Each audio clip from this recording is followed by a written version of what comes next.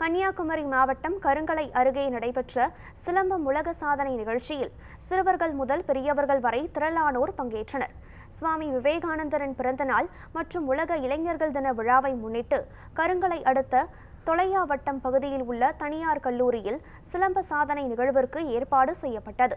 இதில் 6 முதல் 60 வயது வரையுள்ள 100க்கும் மேற்பட்டோர் கலந்து கொண்டனர். 2.45 மணி நேரம் இடைவிடாமல் சிலம்பம் சுற்றி உலக சாதனை முயற்சியில் ஈடுபட்டனர். மாற்றுத்திறனாளி மாணவர்களும் இந்த சிலம்ப உலக சாதனை நிகழ்வில் கலந்து கொண்டனர்.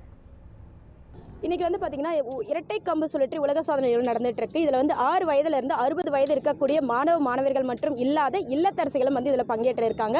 ரொம்ப முக்கியத்துவமாக பார்க்க போனோம்னா ஒற்றை கால் மட்டும் இருக்கக்கூடிய ஒரு மாற்றுத்திறனாளி மாணவரும் இதில் பங்கேற்ற இருக்காங்க.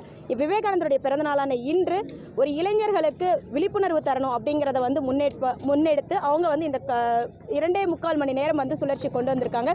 ஏன் இந்த 2.25 மணி நேரம்? வழக்கமாக 2 மணி நேரங்கிறது குறுகிய டைமில் முடிஞ்சு போயிடும். 3 மணி நேரங்கிறது ரொம்ப பெருசாக இருக்க மாதிரி தெரியும். ஆனால் 2.25 அப்படிங்கிறது ஒரு பாயிண்டட் நம்பராக இருக்கட்டும். ஏன்னா அந்த கால் அப்படிங்கிறது ரொம்ப முக்கியமான ஒரு விஷயம். ஒருத்தருக்கு ஒரு கால் இல்லைனாலும் அவர் தன்னுடைய ஒற்றை காலால் சாதிச்சுட்டு இருக்காரு.